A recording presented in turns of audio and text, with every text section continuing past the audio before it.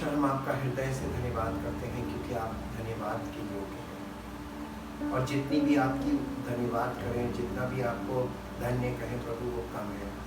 हर सांस के साथ धन्यवाद करें, वो भी कम है, क्योंकि आपने अद्भुत कार्य किया है। हे पिता परमेश्वर, हम आपके इकलौते पुत्र प्रभु यीशु मसीह के बलिदान के लिए धन्यवाद करते हैं। पवित्र आत्मा के वरदान के लिए धन्यवाद करते हैं। पवित्र वचनों के लिए धन्यवाद करते हैं और चाहते प्रभु आपका प्रेम और आपके इकलौते पुत्र प्रभु यीशु मसीह का अनुग्रह और पवित्र आत्मा की उपस्थिति और सहभागिता हर एक विश्वास करने वाले के जीवन में कार्य करे। और प्रभु हर विश्वास करने वाला पिता के प्रेम से और प्रभु यीशु मसीह के अनुग्रह से पवित्र आत्मा की अगुवाई में चलता हुआ जयवंत और फलवंत होकर परमेश्वर की महिमा का कारण बने, ताकि प्रभु सारी महिमा आपको। धन्यवाद के साथ इस प्रार्थना को आपके इकलौते प्रभु यीशु मसीह के नाम से आमीन। Praise the Lord. Presence of God part 69। और आज हमने बहुत महत्वपूर्ण विषय जिसे कल हमने टच किया था, अपैथी, स्पिरिचुअल अपैथी, उसका कारण क्या है। यहाँ पे आज है the main reason of spiritual apathy is the hardness of heart due to our unbelief, यानी अविश्वास के कारण हमारा हृदय कठोर हो जाता है। हृदय की कठोरता, स्पिरिचुअल अपैथी, अपैथी का सरल अर्थ होता है हिंदी में उदासीनता, यानी ठंडे हो जाना, जोश खत्म हो जाना, इच्छा खत्म हो जाना, भूख खत्म हो जाना, परमेश्वर के प्रति प्रेम कम हो जाना या निल हो जाना, ठंडा पड़ जाना, ये ठंडापन है। आत्मिक ठंडापन जिसको बोलते हैं, स्पिरिचुअल अपैथी का मतलब आत्मिक ठंडापन। और ये आत्मिक ठंडापन का कारण, सबसे मुख्य कारण है हृदय का कठोर हो जाना। हृदय की कठोरता का मतलब होता है किसी वचन को सुन सुनकर पक जाना, और वो आपकी समझ में नहीं आया, इतना ज्यादा सुना और लगातार सुना, लेकिन आपको उसमें से कुछ भी समझ में नहीं आया, आपको उसमें सिरा ही नहीं मिला कि हमें शुरू कहाँ से करना था, हमें इसको अपने जीवन में लागू कैसे करना है।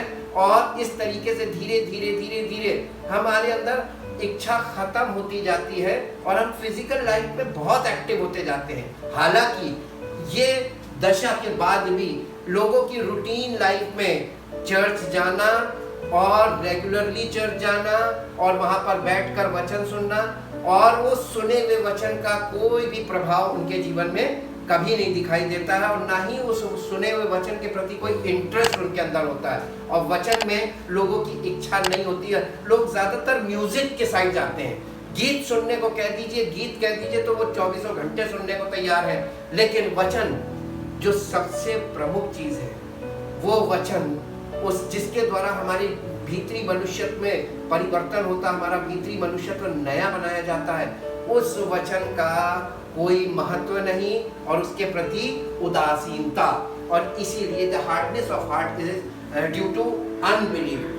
सबसे पहली बात नीति वचन की पुस्तक में लिखा है, how blessed is the man who fear always God, but he who hardened his heart will fall into calamity. Calamity का मतलब होता है भयानक विपत्ति में फंस जाना और विपत्ति का शिकार हो जाना।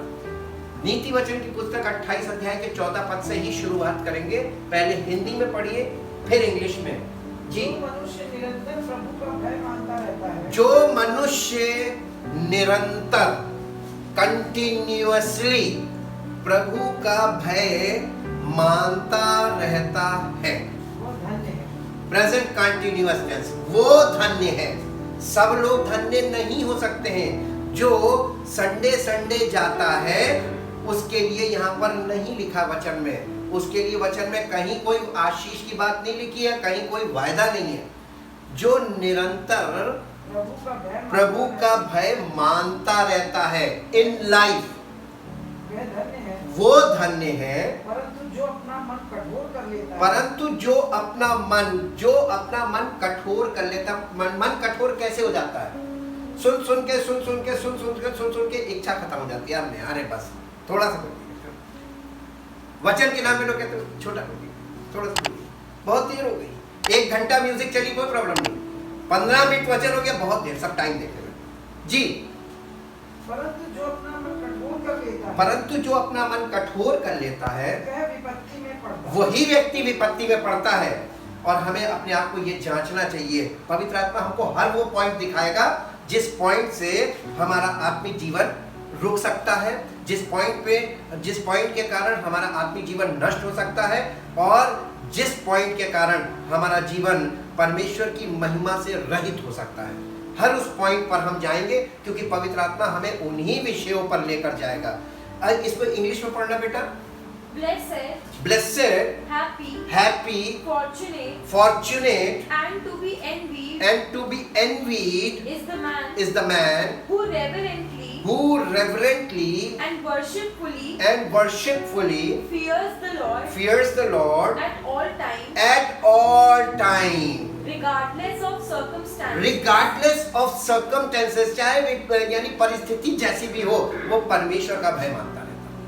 जब परिस्थिति खराब होती है तो हमारा परमेश्वर का भय हमारे अंदर से खत्म हो जाता है। सब चोरी कर रहे हैं, हम भी करेंगे। परिस्थिति खराब है, देखिए ना क्या हालत है, सब लोग ले रहे हैं, हमने भी ले लिया।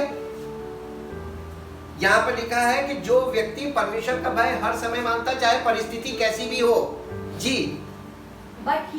But he who hardens his heart, परंतु वो जो अपने दिल को कठोर कर लेता है, हाँ, will fall into calamity, वही व्यक्ति विपत्ति में नष्ट हो जाएगा जी। मेरे साथ एक पद निकालिए जो आपको मिलेगा यशायाह नबी की पुस्तक, उसका 6 अध्याय और उसका 10 पद, पहले हिंदी में फिर इंग्लिश में।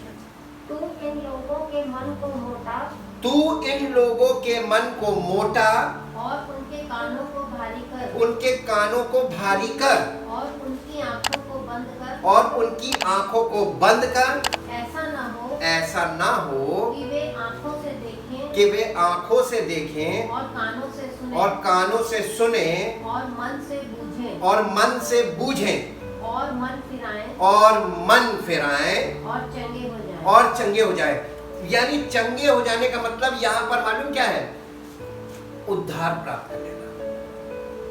प्राप्त कर लेना या आपका जीवन परिवर्तित हो जाना, स्पिरिचुअल लाइफ शुरू हो जाना, ये है यहाँ पर हीलिंग का मतलब। और जब आपको पवित्र आत्मा आपके जीवन में आता है ना, तो वह आपके जीवन में परमेश्वर की उपस्थिति को लेकर आता है। और परमेश्वर की उपस्थिति में ना कोई बीमारी टिकती है और ना कोई इविल चीज टिकती है। वहां पर कोई चीज हमारे जीवन में होगी ना, तो वो चीज को वो नष्ट करने के लिए आ रही है। और अगर पवित्र आत्मा हमारे जीवन में आया और हमारे जीवन में इविल थॉट्स और इविल वर्क्स, यानी सब प्रकार की दुष्टता की विचार, दुष्टता के स्वभाव, दुष्टता की बातें हमारे अंदर हैं, तो होली स्पिरिट और इविल स्पिरिट, होली और इविल दो ऑपोजिट्स हैं। होली तो हो ही नहीं सकता, क्योंकि अगर इविल है तो होली नहीं है, और होली है तो इविल नहीं है। और इसीलिए यहाँ पर लिखा हुआ है कि ये परमेश्वर का भविष्यवाणी का वचन है। कह रहा तू इनके मन को, क्या लिखा है, तू इनके, फिर से पढ़िए, तू इन लोगों के मन को मोटा और उनके कानों को भारी कर, और उनकी आंखों को बंद कर। जैसे मैंने आपको बताया था ना, सेंसेस, आज लोग, विश्वासी लोगों की सेंसेस कैसे काम कर रही है, उनके कान कैसे हैं, उनके कान बंद हैं, आंखें बंद हैं। ये स्पिरिचुअली बोला जा रहा है, फिजिकली नहीं बोला जा रहा है। फिजिकली तो सबकी आंखें भी खुली हैं, कान भी खुले हैं, वे सुन भी रहे हैं और वे देख भी रहे हैं, लेकिन सुनकर क्या चीज उनको नहीं समझ में आ रही है और क्या नहीं देख पा रहे हैं, यहाँ पर क्वेश्चन मार्क है। वो फिजिकली देख रहे हैं, फिजिकली सुन रहे हैं, ना तो वो स्पिरिचुअली सुन पा रहे हैं और ना स्पिरिचुअली देख पा रहे हैं। ये बात आपको वहां पर भी मिलेगी मत्ती रचित सुसमाचार के 13 अध्याय में 10 पद में। वहां पर चेलों ने यीशु मसीह से पूछा था कि आप दृष्टांत में क्यों बातें करते हैं? तो उसने कहा था, मैं तो इसलिए बातें करता हूं ताकि वे देखते हुए ना देखें और सुनते हुए ना सुने और ना समझे। कहीं ऐसा न होता, पर यहाँ पर रेफर किया गया वहां से। इसको आगे पढ़िए, इसमें क्या लिखा है। 10 अध्याय पूरा, 10 पद पूरा हो गया 6 अध्याय का। हाँ 10 पद हो गए। तो इनके कानों को ऐसा न हो कि वे आंखों से ऐसा ना हो कि वे आंखों से देखें, और कानों से सुने, पहले देखना है फिर सुनना है जी, और मन से बूझे, और मन से बूझे। जब तक आप आंखों से देख नहीं पाएंगे, कानों से सुनेंगे, आप कानों से सुनते रहेंगे, आंखों से नहीं दिख रहा है, तब भी आपका माइंड जो है वो ग्रास्प नहीं करेगा, वो अंडरस्टैंड नहीं करेगा, अंडरस्टैंडिंग पावर नहीं आएगी। अंडरस्टैंडिंग अगर आप चाहते हैं कि आपको समझ में आए, तो आपको देखना भी है और सुनना भी है और उसके बाद अंडरस्टैंड करना है, तब आपको रिजल्ट मिलेगा। तो ऐसा ना हो कि वे कानों से सुने, आंखों से देखें, कानों से सुने और मन से समझे और मन फिरा ले। और मन फिराए। हाँ देखिए, जब कोई व्यक्ति स्पिरिचुअली देखने लगता है और स्पिरिचुअली सुनने लगता है तो वो मन फिराने लगता है, ऐसे नहीं मन फिराता। खड़े होकर कोई व्यक्ति 4 शब्द प्रचार करे और कोई व्यक्ति ऐसे ही मन फिरा ले, ये तो पॉसिबल है ही नहीं। तभी तो यीशु मसीह ने कहा था, मेरे बिना तुम कुछ नहीं कर सकते। बिना पवित्र आत्मा के प्रचार किया जा सकता है, लेकिन बिना पवित्र आत्मा के प्रचार से कोई व्यक्ति मन नहीं फिराएगा। ये प्रभु यीशु मसीह का पिता परमेश्वर का चैलेंज है और ये वचन में स्पष्ट है, और आज तक लोगों को नहीं पता चला। लोग प्रचार पे फोकस करते हैं, प्रचारक पे फोकस करते हैं, और पवित्र आत्मा के बिना किया हुआ प्रचार कभी भी लोग मन नहीं फिराएंगे। और होगा क्या, वो सुन सुन के वो जैसे एक जमीन पर पानी डालते रहिए, वो पानी एकदम हार्ड, मिट्टी हार्ड हो जाती है। मालूम क्यों? क्योंकि वहां पर पानी पड़ के वो हार्ड हो गई, अब वहां पर कुछ नहीं हो सकता, हार्डनेस आ जाती है। वैसे ही ये वचन रूपी जल जो आपके हृदय रूपी भूमि पर पड़ता रहेगा, आपका हृदय हार्ड हो जाएगा सुन सुन के आपको, क्योंकि आपको अंडरस्टैंडिंग नहीं मिल रही, ना आप देख पा रहे हैं, ना आप अंडरस्टैंड कर पा रहे हैं सुनकर, और इसीलिए आपका मन का इन्वॉल्वमेंट नहीं। तो हम ना मन फिराएंगे और ना मन नहीं फिराएंगे तो काम होगा ही नहीं। इंग्लिश में बेटा पढ़ना, Isaiah chapter 6 verse 10। Make the heart of this people Make the heart of this people fat। इनके हृदय को चर्बीदार कर दो, फैट कर दो। and make their ears heavy And make their ears heavy and shut their eyes lest they see with their eyes they see with their eyes and hear with their ears and hear with their ears and understand with their hearts and understand with their hearts and turn again and be healed. Turn again का मतलब repentance से है, मन फिरा दे और चंगे हो जाए। जब प्रभु यीशु मसीह ने सुसमाचार प्रचार किया, मत्ती रचित सुसमाचार उसका 4 अध्याय और उसका 13 पद पढ़िए। मत्ती रचित सुसमाचार 4 अध्याय उसका 13 पद, देखने वाली चीज। और वह नासरत को छोड़कर, और वो नासरत को छोड़कर कफरनहूम में जो झील के किनारे ज़ुबूलून और नप्ताली के देश में है जाकर रहने लगा। कौन? यीशु मसीह जी। ताकि जो यशायाह भविष्यवक्ता के द्वारा कहा गया था, ताकि जो यशायाह भविष्यवक्ता के द्वारा कहा गया था वो पूरा हो जी। ज़बूलून और नप्ताली के देश, ज़बूलून और नप्ताली के देश, झील के मार्ग से यरदन के पार, झील के मार्ग से यरदन के पार, अन्य जातियों का गलील, अन्य जातियों का गलील, जो लोग अंधकार में बैठे थे, जो लोग अंधकार में बैठे थे, उन्होंने बड़ी ज्योति देखी। उन्होंने क्या देखा? First they see a big light, उन्होंने बड़ी ज्योति देखी। मैं इसका क्रॉस रेफरेंस दूंगा, पढ़वाऊंगा नहीं, आप नोट कर लीजिए, आप लोग खुद खोल के पढ़ लीजिएगा। यहाँ पे यशाया का कौन सी जगह की बात कर रहा है। 9 अध्याय का पहला पद पढ़ लीजिएगा, यशाया नबी की पुस्तक 9 अध्याय पहला और दूसरा पद, वहां पर ये बात लिखी है, और वहीं पर यीशु मसीह के पैदाइश का वर्णन है इसी अध्याय में। इसलिए ये बात यीशु मसीह के विषय में लिखी हुई थी। वो बड़ी रोशनी कौन था मालूम है? Jesus said I am the light of the world. वो रोशनी कौन है? यीशु मसीह। इन लोगों ने जो लोग मृत्यु की छाया में बैठे हुए थे, अंधकार में बैठे हुए थे, स्पिरिचुअल डार्कनेस में बैठे हुए थे, इन्होंने बड़ी ज्योति देखी। क्या ये दुआ कर रहे थे? क्या ये प्रचार सुन रहे थे? ये परमेश्वर अपने लोगों को, वो सेल्फ एग्जिस्टेंट है, जब वो काम करता है तो वो प्लानिंग के साथ काम करता है, और ये परमेश्वर की योजना थी। उसने अपने पुत्र को भेजा और वो उन लोगों पर प्रकट हुआ जो उसको जानते भी नहीं थे। जी आगे पढ़िए। और जो मृत्यु के देश और छाया में बैठे, जो मृत्यु के देश और छाया में बैठे हुए थे उन पर ज्योति चमकी। जी उस समय से यीशु ने प्रचार करना और ये कहना आरंभ किया कि मन फिराओ। यीशु ने ये नहीं कहा दुआ करो, क्या कहा?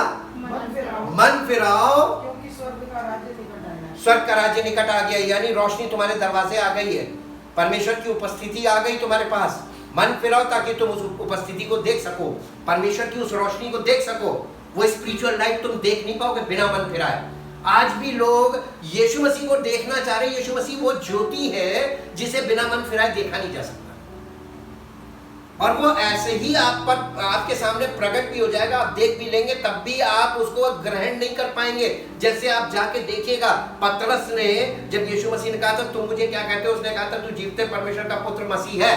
पहचान तो लिया था, प्रकाशन तो मिल गया था, लेकिन उसी ने 3 बार इनकार किया था। क्यों?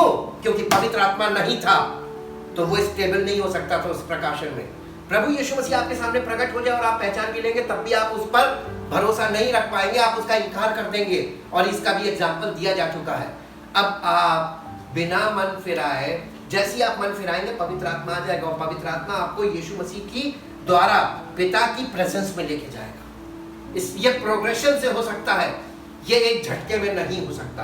परमेश्वर हमारा जादूगर नहीं है, परमेश्वर हमारा परमेश्वर है और प्लानिंग से काम करता है। उसने दुनिया बनाई प्लानिंग के साथ, उसने हर चीज को बनाया और चलाया विद प्लानिंग, और इसीलिए आज तक चल रही है, क्योंकि उसकी प्लानिंग परमानेंट है। वो इटर्नल प्लानिंग करता है, वो कभी भी टेम्पररी प्लानिंग नहीं करता। मेरे साथ एक पद निकालिए जो आपको मिलेगा यिर्मयाह नबी की पुस्तक, उसका 13 अध्याय और 10 पद। यिर्मयाह नबी की पुस्तक 13 अध्याय का 10 पद। इस दुष्ट जाति के लोग जो मेरे वचन सुनने से इनकार करते हैं, जो मेरे वचन सुनने से इनकार करते हैं। कौन से वचन? पवित्र आत्मा के द्वारा जो आप बोले जा रहे हैं वचन, ये लोग पवित्र आत्मा की सुनना नहीं चाहते। जो लोग पवित्र आत्मा आपसे प्यार से पुचकार के बात नहीं करेगा, वो आपसे हमेशा हार्ड बात करेगा। क्योंकि अगर सब लोग बहुत अच्छे होते तो परमेश्वर एप्रिसिएशन की बातें करता, लेकिन चूंकि परमेश्वर का वचन कहता है एक भी धर्मी नहीं, कोई भी नहीं, और परमेश्वर के इकलौते पुत्र को उसने बलिदान कर दिया, उसके बाद भी किसी ने आज तक विश्वास नहीं किया जिस प्रकार का विश्वास परमेश्वर चाहता था। क्योंकि पवित्र आत्मा के बिना हम वो विश्वास नहीं कर सकते हैं। तो बिना पवित्र आत्मा के सारा काम जमीन पे चल रहा है, और ये परमेश्वर की योजना के विपरीत है, ऑपोजिट है। और इसीलिए परमेश्वर हार्ड बोल रहा है, अपनी उसकी आत्मा हार्ड मैसेजेस दे रही है, और इसीलिए वो कह रहा है ये क्या, फिर से पढ़िए। इस दुष्ट जाति के लोग, ये इस्राएलियों को बोला जा रहा है, इस दुष्ट जाति के लोग, क्योंकि ये परमेश्वर के कहलाते थे, ये इनके साथ परमेश्वर का नाम जुड़ा हुआ था, और इनसे परमेश्वर बहुत नाराज हो रहा था। इस दुष्ट जाति के लोग जो मेरे वचन सुनने से इनकार करते हैं, जो अपने मन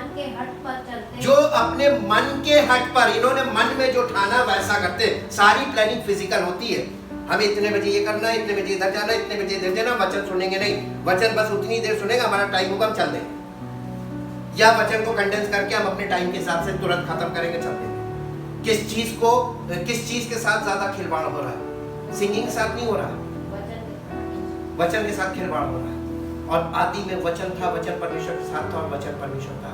परमेश्वर ने अपने वचन को अपने नाम से अधिक महत्व दिया है, उसने अपने नाम से ज्यादा इज्जत अपने वचन को दी है। और आज लोग सबसे ज्यादा निरादर किस चीज का कर रहे हैं? वचन का, स्पोकन वर्ड का। पवित्र आत्मा के द्वारा जो बातें बोली जा रही उनका निरादर हो रहा है, लोग सुनना नहीं चाह रहे हैं। ये ठंडापन आ गया सुनने में, अरे ये तो रोज सुनते रहते हैं, संगीत लगाओ, गीत लगाओ। मैंने मैक्सिमम लोगों को देखा है वो गीत बड़ा पसंद करते हैं। अब गीत मालूम है ये बेबी लेवल है, गीत किसको पसंद है? बच्चों को। बड़े लोगों को तो मैच्योरिटी की बातें चाहिए। हाँ, नर्सरी राइम की तरह सुनने में लगे हुए, उनको तो बस सवेरे से नर्सरी राइम लगा दो, वो उसी में मगन रहेंगे, और उससे मिलना कुछ नहीं है। वो एक्सप्रेशन है, वो एक्सप्रेशन है, लिरिक्स भी गलत है। आजकल के गीतों के लिरिक्स बिल्कुल गलत है, वचन के अनुसार नहीं है, क्योंकि किसी की जिंदगी वचन के अनुसार नहीं तो लिरिक्स कहां से होंगे। जी एक पद और निकालिए, पढ़िए इसको पूरा, अभी पूरा नहीं बना। दूसरे देवताओं के पीछे चलकर, वो अपने मन के हट पर चलते हैं, दूसरे देवताओं के पीछे चलकर उनकी उपासना करते और उनको दंडवत करते हैं। वे इस लुंगी के समान हो जाएंगे, इस लुंगी के समान हो जाएंगे जो किसी काम की नहीं। ये परमेश्वर का वचन है और ये बहुत हार्ड वचन है, और ये हार्ड वचन मालूम क्यों है? ये लोगों को करेक्शन के लिए दिए गए थे। बेटा इसको इंग्लिश में पढ़ना। These evil people who refuse to hear my words, who walk in the stubbornness of their hearts and have gone after other gods, and have gone after other gods to serve them and to worship them, shall even be like this girdle or waist cloth, which is profitable for nothing. ऐसे जैसे लुंगी लपेटे हुए ना अपने आप को ढांक रहे नंगेपन को, ये इनके लिए किसी काम का नहीं है। ये हार्ड वर्ड बोला जा रहा है। मालूम है ईविल किसको बोला जा रहा है? जो स्पोकन वर्ड पवित्र आत्मा के द्वारा बोले गए वचनों को सुनना पसंद नहीं करता है, और ये हार्ड होते हैं इसलिए सुनना नहीं पसंद करता है। और क्यों हार्ड नहीं सुनना पसंद करते? क्योंकि अगर हार्ड सुन लेंगे तो हो सकता है उनके जीवन में कुछ हो जाए। ध्यान से अगर सुन लेंगे तो वाकई में उनकी जिंदगी में परिवर्तन होगा, क्योंकि परमेश्वर का वचन हथौड़ा है, लिखा हुआ है। परमेश्वर का वचन आग है और परमेश्वर का वचन हथौड़ा है। ये दो चीजों से वचन की उपमा दी गई है। तो जब हथौड़ा पड़ेगा तो शेप भी बदल जाएगा और स्वरूप भी बदल जाएगा, काम होगा। बिना हथौड़े के काम नहीं होता। जी आप घर बनाइए, बिना हथौड़े के घर बना के दिखा दीजिए। मिस्त्री बिना ईंट तोड़े लगाई गई, कोई भी काम होगा झिरी कटेगी, बिजली का काम चलेगा झिरी कटेगी, पानी की पाइपलाइन पड़ेगी झिरी कटेगी। जी बिना हथौड़े के घर नहीं बन सकता, और हथौड़े से लोग भागते हैं। हथौड़ा तो चलेगा, परमेश्वर आपको अपना घर बनाएगा, अपने मंदिर में लगाएगा बना के, तो बिना हथौड़े के तो वो काम नहीं करेगा, वो आपको तराशेगा, और तराशने में हथौड़ा तो चलेगा। और ये परमेश्वर का वचन, उसके मुख से निकला वचन ये हथौड़े का काम करता है। लोग हार्ड नहीं सुनना मांग रहे हैं, यूं इसलिए कहीं ऐसा ना हो कि उनका हृदय परिवर्तित हो जाए और वो परमेश्वर के राज्य में आ जाए। कौन रोक रहा है?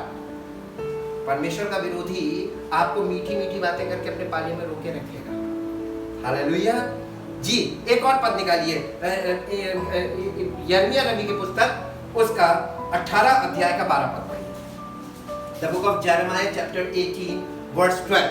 परंतु वे कहते हैं ऐसा नहीं होने का, हम तो अपनी ही कल्पनाओं के अनुसार चलेंगे। यानी लोग आज अपनी कल्पनाओं में जीवन व्यतीत कर रहे हैं, परमेश्वर की पवित्र आत्मा की अगुवाई में कोई नहीं चल रहा है, और अपने बुरे मन के हट पर बने रहेंगे, जिद्दी बने रहेंगे। नहीं, हमने तो ठान लिया, हम तो बस वहीं जाएंगे और हम वही सुनेंगे और वही करेंगे। जी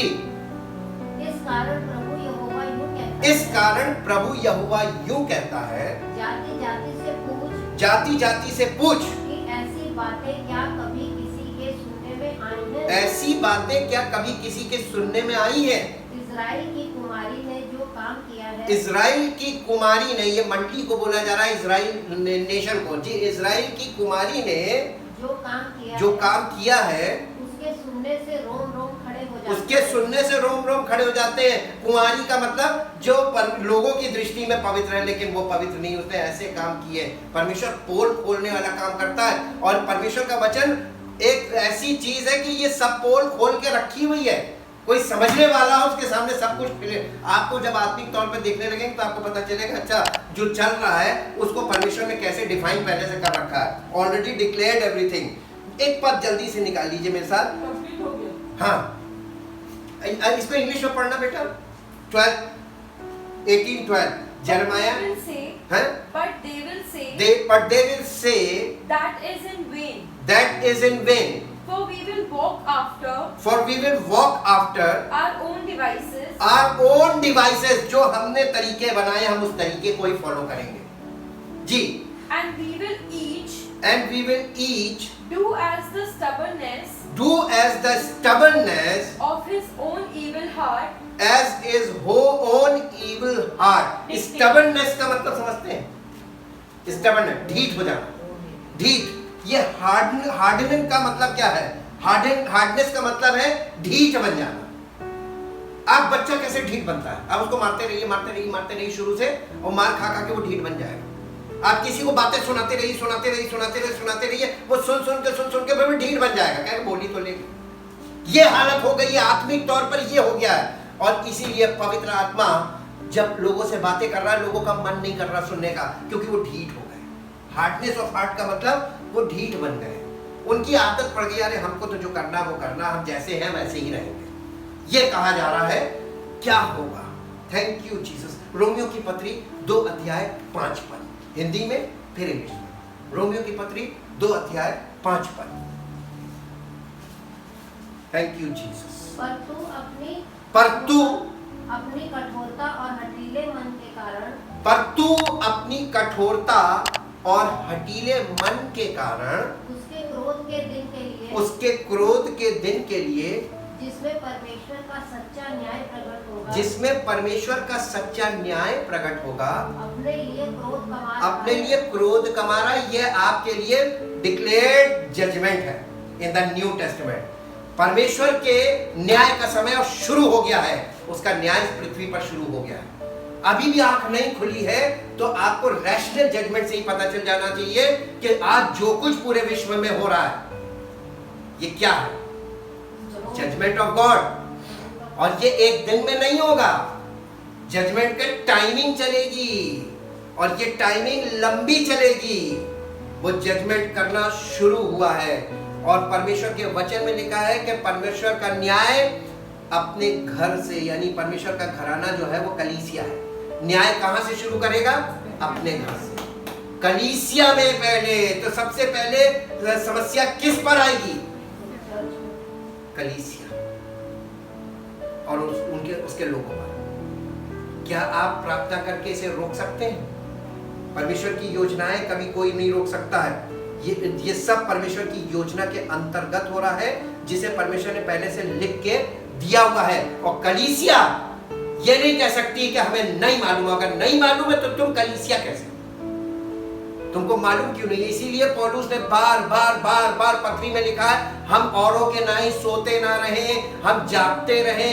विजिलेंट रहना था, आपको सतर्क रहना था कि परमेश्वर का समय आ रहा है, न्याय का समय आ रहा है. 2021 वर्ष हो गए, 2000 वर्ष का समय दिया गया था कलीसिया को. लेकिन इस 2000 वर्ष में अपोस्टेसिस का रिजल्ट लिखा हुआ पहले से.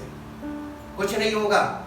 इसका रिजल्ट आएगा the church age result apostasy. Apostasy का मतलब होता है अधर्म. एकदम सन्नाटा, सब कुछ एकदम नील बटे सन्नाटा हो जाएगा और परमेश्वर का न्याय आएगा.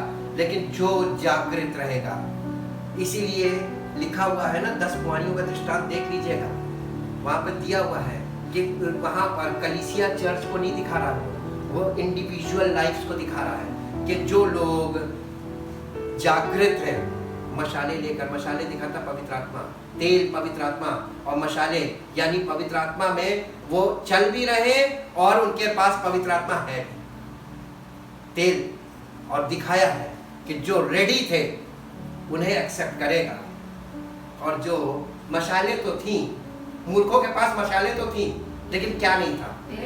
तेल नहीं था. मशाल तो सब लिए खड़े हैं. तेल रिसीव किसको किया था? उस समय जिनके पास मशाले थी, तेल नहीं था, वो उनसे मांगने लगे हमें भी दे दो. उसने कहा नहीं, ये personal. Holi spirit is always personal. आज आपके लिए जाग जाने का समय है.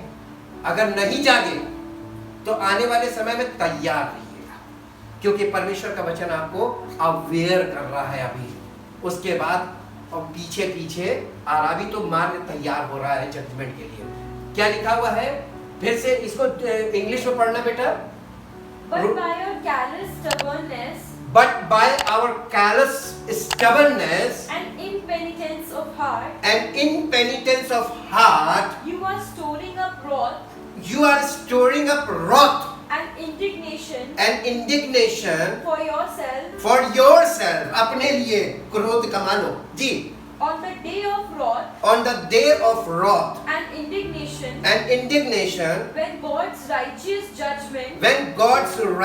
judgment, just doom will be revealed। उसका जो जजमेंट है अब शुरू हो गया है, और क्रोध किस पर आएगा?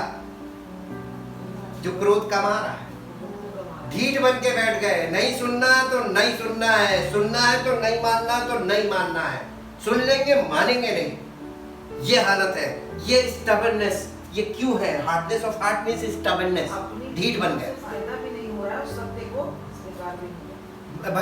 भजन संहिता 95 चैप्टर 95, भजन संहिता चैप्टर 95 वर्ड्स 8 और 9, 8 और 9 पर। भजन संहिता 95 95 अध्याय। अपना अपना हृदय ऐसा कठोर मत करो, अपना अपना हृदय ऐसा कठोर मत करो, जैसा मरीबा में और मस्सा के दिन जंगल में हुआ था। ये एकदम इजराइलियों के समय में ले गया, जब मूसा के द्वारा वो जंगल के मार्ग से परमेश्वर इन्हें लेके चल रहा था। वहां पर ये इसी प्रकार की ढिठाई कर रहे थे जी। जब तुम्हारे पुरखाओं ने मुझे परखा, उन्होंने मुझको जांचा और मेरे काम को भी देखा। और नहीं, वो मेरे काम को भी देखा। और फिर क्या किया? विश्वास लिया है। तभी तो ढेर हो गए। कितने लोग? रिजल्ट दिया हुआ पहला कुरिन्थियों 10 अध्याय, उनमें से मैक्सिमम निपट गए। सब कुछ देखने के बाद। अविश्वास का मतलब क्या होता है ना? अनबिलीफ का मतलब देखकर भी मानना नहीं, एक्सेप्ट नहीं करना। अनबिलीफ बहुत खराब चीज है। अपनी धार्मिकता खड़ी कर देना, उस सच्चाई के सामने अपनी धार्मिकता की स्थापना करना। यही तो यीशु मसीह का यानी सुसमाचार दिया गया, और सब अपनी धार्मिकता की स्थापना कर रहे हैं। और उस धार्मिकता को जो परमेश्वर की है, उसको कोई एक्सेप्ट नहीं कर रहा है। और उसे एक्सेप्ट करेंगे तो वो पवित्र आत्मा के अनुसार चलने वाली है ना। कोई नहीं चलना मांगता, सच्चाई से कोई नहीं जीना मांगता, क्योंकि फिजिकली वो चाहते हैं कि हम तो जब गलत भी करेंगे, कोई हमारे लिए दुआ कर दे, बस हम तो पाप करते रहेंगे, हम तो एक बार सॉरी भी बोल देंगे, उसके बाद दोबारा फिर वही करेंगे। कोई हमारे लिए दुआ करता रहे, बस आपको एक दुआ करने वाला चाहिए कि जो आपके लिए दुआ करता रहे। और ऐसी किसी को पावर उसने दी नहीं कि कोई दुआ करे और आप बचते हैं। मुझे दिखा दीजिएगा, मैंने पूरी बाइबल को समझा, जहाँ तक पढ़ा बहुत नहीं है, लेकिन हमें समझ में आ रहा है। खड़े हैं और सत्य को नहीं सुन रहे, लेकिन समझ नहीं रहे। और एक बुरी खबर है कि हे परमेश्वर अब रोक दे, हे प्रभु अब ऐसा मत कर। आज ऑनलाइन देखिए क्या चल रहा है, यही सब तो चल रहा है। उसको डिक्टेशन बोल रहा है। ये बच्चों वाला काम है। इब्रानियों की पत्री में, इब्रानियों की पत्री अध्याय 3 7 8 9 पर। इब्रानियों 3 अध्याय 7 से 9 पर। Thank you Jesus. जैसा पवित्र आत्मा कहता है जी, अतः जैसा पवित्र आत्मा कहता है, यदि आज तुम उसका शब्द सुनो तो अपने मन को कठोर मत करो, जैसा कि क्रोध दिलाने के समय और परीक्षा के दिन जंगल में किया था। जहां भी हमने पढ़ा था भजन संहिता 95 वहां पे पढ़ा था ना 8 और 9 में, ये वहां पे ले गया। आप अगर एम्पलीफाइड पे पढ़ेंगे तो वहां पे रेफरेंस दिया होगा जी। जहां तुम्हारे बाप दादों ने मुझे जांच कर परखा और 40 वर्ष तक मेरे काम देखे। कितने साल तक? 40। और फिर भी ढीठ बन गए। 40 साल परमेश्वर की सामर्थ के कामों को देखने के बाद भी दे कांट बिलीव। परमेश्वर के पास इतना बड़ा हिस्ट्री वाला पार्ट है कि हम क्या बताएं आपको। वो रख कर आज अपने पुत्र के लिए बातें कर रहा है। उसने जो बलिदान किया है, वो सारे बलिदान जो पूरे पुराने नियम में सारी जिंदगी हुए, उन सारे बलिदानों को फेर कर दिया। सिर्फ एक बलिदान है, वो था प्रभु यीशु मसीह का बलिदान। उस सिद्ध बलिदान ने एक बार में परम पवित्र स्थान में प्रवेश पाया, और उन्होंने इतने साल तक किया, एक बार भी काम नहीं हुआ। कोई सिद्ध नहीं हुआ। यीशु मसीह ने एक बार में सिद्धि प्राप्त की और वो हमें सिद्धि के लिए बुला रहा है। और हम कर क्या रहे हैं? प्रार्थना। Thank you Jesus. आगे पढ़िए। इस कारण मैं उस समय के लोगों से क्रोधित रहा। इस कारण यह पवित्र आत्मा कह रहा है, इस कारण मैं उस समय के लोगों से क्रोधित रहा और कहा इनके मन सदा भटकते रहते हैं और इन्होंने मेरे मार्गों को नहीं पहचाना। तब मैंने क्रोध में आकर शपथ खाई वे मेरे विश्राम में प्रवेश करने ना पाएंगे। परमेश्वर ने कसम खा ली कि ये इस तरीके के लोग, हार्डेंड ऑफ हार्ट, ढीठ लोग, जिद्दी लोग, जो परमेश्वर की आत्मिक बातों को सुनना पसंद नहीं करते, इच्छा नहीं करती उनकी, ये कभी प्रवेश नहीं करने पाएंगे। अब आप बताइए कौन सी दुआ आपको छुड़ा सकती, इस मसले से निकाल सकती है? हृदय परिवर्तन। एक ही तरीका है, मन फिराओ, अभी तुम्हारे जीवन में वो काम शुरू कर देगा। मन फिराओ। तुम्हें मालूम होना चाहिए कि हमने इतने सालों में क्या किया और आज हम क्या कर रहे हैं, आज दुनिया में क्या हो रहा है और आज हमें करना क्या चाहिए। परमेश्वर का वचन हमको दिया गया है, पवित्र आत्मा भी हमें दिया गया है।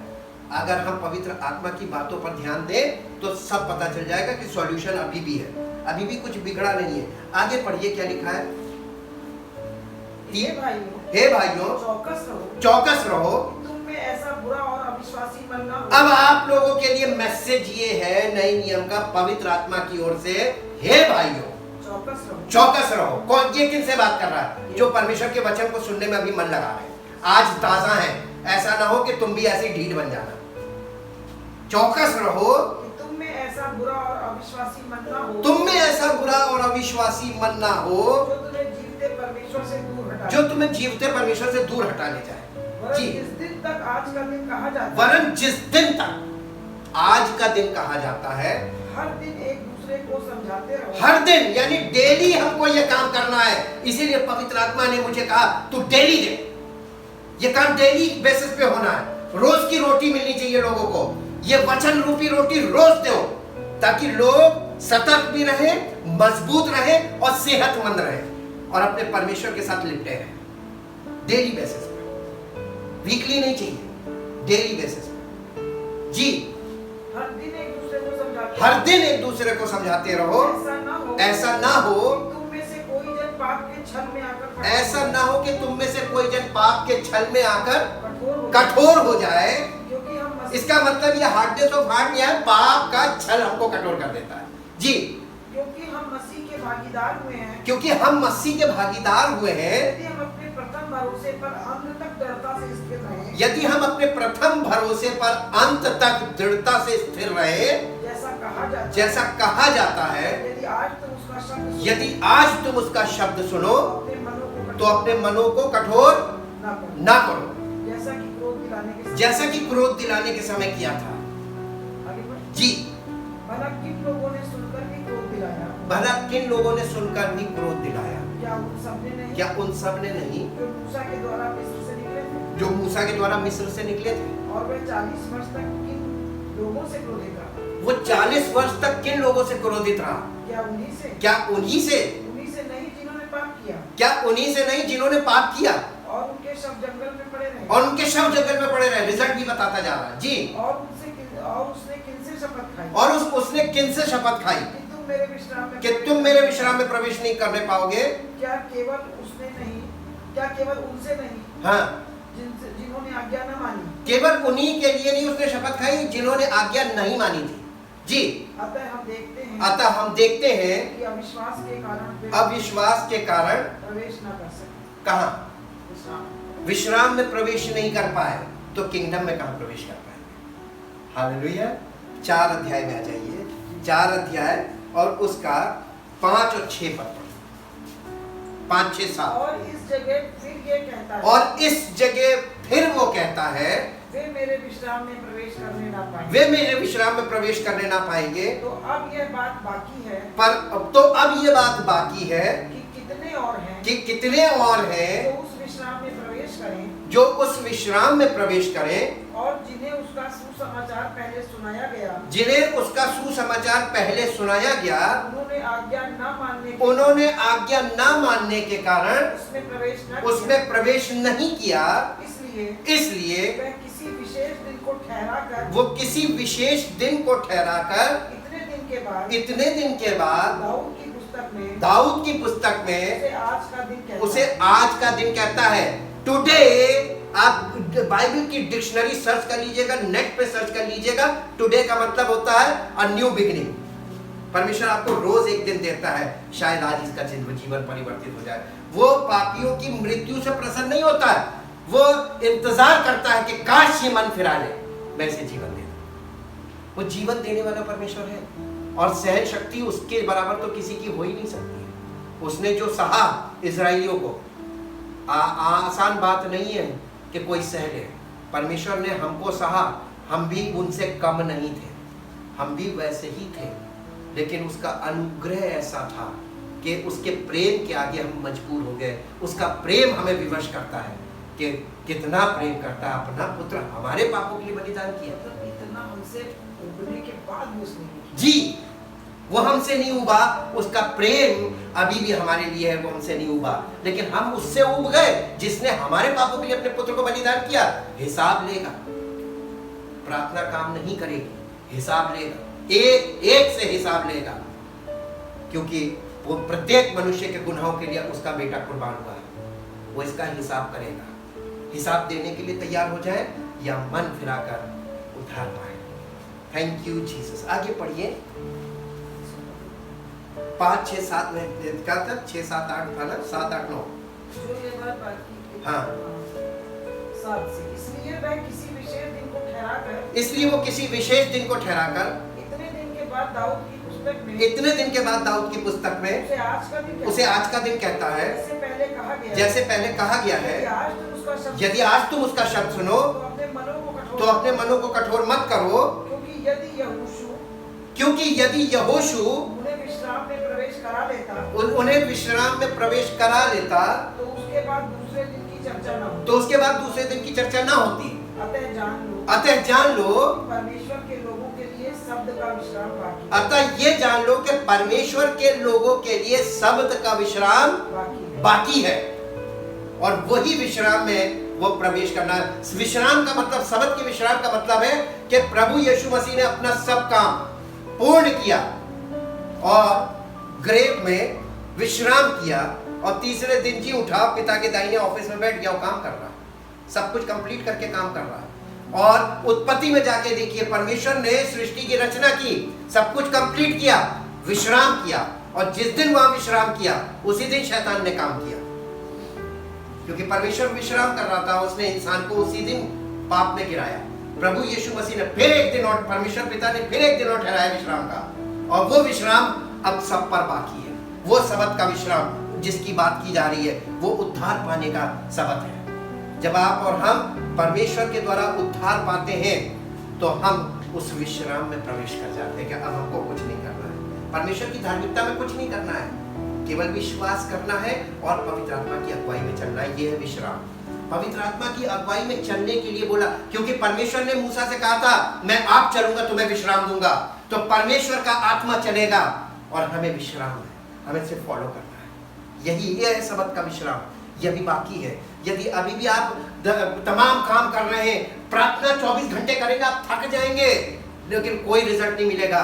लेकिन आप सरेंडर कर देंगे और आप मन फिरा लेंगे और परमेश्वर की धार्मिकता में आ जाएंगे, तो पवित्र आत्मा सब कुछ करेगा। आपको कुछ नहीं करना है, केवल विश्वास करना है और विश्वास से चलना है। यह है विश्राम। Thank you, thank you, thank you Lord. परम पिता परमेश्वर, आपके पवित्र वचनों के लिए जो पवित्र आत्मा के द्वारा हमारे हृदय को छेदते हैं, धन्यवाद करते हैं, क्योंकि प्रभु ये वचन जीवन के वचन है। ये जीवन के मार्ग में आगे बढ़ने के लिए हमें दिए जाते हैं, ताकि हम भटक ना जाए संसार में और पथ भ्रष्ट ना हो जाए, हमारा हृदय कठोर ना हो जाए, हम ऊब ना जाए और हम उदासीन ना हो जाए। पवित्र आत्मा में हम वैसे ही ताज़ा बने रहे, ताज़ी रोटी खाएं, ताकि हमारा जीवन परमेश्वर की महिमा में ताज़ा हो और उसकी महिमा का कारण बने। धन्यवाद। इस प्रार्थना को आपके इकलौते पुत्र प्रभु यीशु मसीह के नाम से आमीन। Praise the Lord. परमेश्वर की आशीष।